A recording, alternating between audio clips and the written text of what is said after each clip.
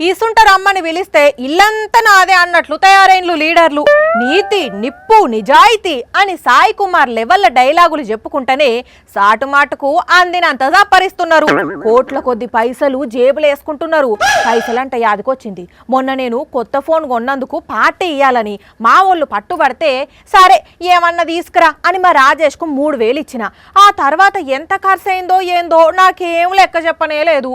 అగో అక్కడ కూర్చొని ఏమో చేస్తున్నాడు కదా, క్యాలిక్యులేటర్ తోని కబడ్డీ ఆడుతున్నట్లున్నది. అంతగానం ఏం లెక్కలేస్తున్నాడో. ఓ రాజేషు, ఏం చేస్తున్నావు?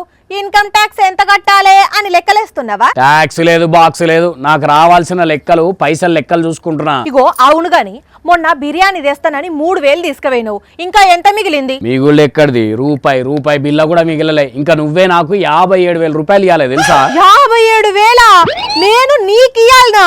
అదేం లెక్క? ఇగో మొత్తం రాసుకున్న లెక్క చెప్తాను. కేకు, బిర్యానీ, కూల్ డ్రింకులు, ఐస్ క్రీము మొత్తం కలిపి 60,000 రూపాయలు అయింది. అందులోకించి నువ్వు ఇచ్చిన 3,000 రూపాయలు తొక్కలో 3,000 రూపాయలు తీసేస్తే ఇంకా నువ్వే నాకు 57,000 రూపాయలు ఇవ్వాలి తెలుసా? ఏమన్నా ఖరాబ్ అయిందా? 5 మనుషులకు 60,000 ఖర్చు అవుతుందా? అరే ఎందుకు కాదా, బరాబర్ అవుతుంది. ఎట్లయితది లెక్క చెప్పు. ఇగో ఇప్పుడు 5గురికి ఒక్కొక్కరికి బిర్యానీకి 600 రూపాయలు అయినాయి, అంటే మొత్తం 30,000. 5గురికి ఒక్కొక్కరికి బిర్యానీకి 600 రూపాయలు అయినాయి, అంటే మొత్తం 30,000 రూపాయలు ఇన్ని అయిపోయినాయి కదా. 5గురికి ఒక్కొక్కరికి 600 కానే కాదు, ఒకవేళ అయినా 30,000 కాదు 3,000 అవుతుంది. చెప్పు, దొంగ లెక్కలని చెప్పు. అట్లనే కేక్ కోసం ఒక 10,000 రూపాయలు ఖర్చు అయింది. నువ్వు కొనుక్కొచ్చింది కేకే, మొత్తం బేకరీ కాదు. కూల్ డ్రింక్స్ కు ఒక 10,000 అయినాయి, ఐస్ క్రీమ్ కు 10,000 అయినాయి, మొత్తం కలిపి 60,000 అయినాయి. అబ్బా లెక్క గంతే సరిపోయింది కదా నీకైతే 60,000కు. యదవ లెక్కలు చెప్పకు. పాకిస్తాన్ లో కూడా ఇంత గణం లేవు రేట్లు. ఎవరికన్నా చెప్తే నవ్వుతారు. నవ్వినా ఏడిచినా ఇదే లెక్క. మిగిలిన 57,000 రూపాయలు ఎప్పుడు ఇస్తావో చెప్పు ముందుగా. ఏంది ఇచ్చేది తోకమట్ట? దేశంలోనే లేని లెక్కలేసుకొచ్చి నా దగ్గర పైసలు దొబ్బుదామని చూస్తున్నావా? హలో దేశం సంగతి అటు ఉంచు. ఆ తెలుగుదేశం లీడర్లు వేసుకున్న రేట్లు ఇట్లనే ఉన్నాయి. మరి ఇట్లనే అంటే ఎట్లా? మొన్న అక్కడ బుడమేరుకు వరద వచ్చింది కదా, పాపం జనాల ఆగమైపోతున్నారు. తిండి తిప్పలు లేక మస్తు గోసపడుతున్నారు. గవర్నమెంట్ ఏమో అంతా మంచిగానే ఉన్నది, అందరిని ఆదుకున్నాము అని లెక్కలు బయట పెట్టింది. అందులో ఏమున్నది ఎరికేనా? వరద బాధితులకు ఇచ్చేటందుకట ఈ క్యాండిల్లు అగ్గిపెట్టెలకు 23 కోట్ల రూపాయల ఖర్చు అయిందట. అంటే ఏంది? కొవ్వొత్తులు అగ్గిపెట్టెలకు 23 కోట్ల? అది కాక వాళ్ళకి అన్నం పెట్టేందుకు 368 కోట్ల రూపాయలు ఖర్చు అయిందట. అంటే ఒక్కొక్కరికి పెట్టిన భోజనం ఖర్చు 264 రూపాయలు. ఓరిని, బాగానే దండుకున్నట్లున్నారు కదా. ఇక ఎల్లో మీడియా కవరేజ్ కోసం ఎగరేసిన డ్రోన్లకు 2 కోట్ల రూపాయలు ఖర్చు అయింది.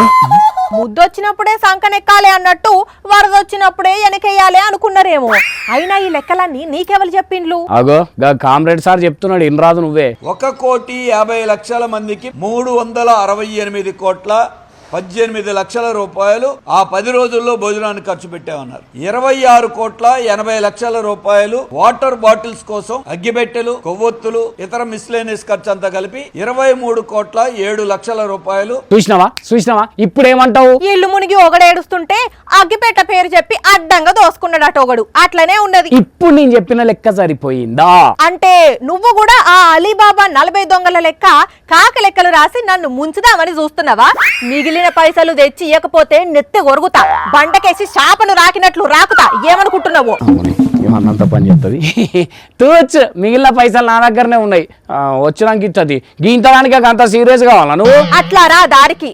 కానీ చూసిండ్రానుల్లా సంపద సృష్టి అంటే ఏందో అనుకున్నారు అందరూ.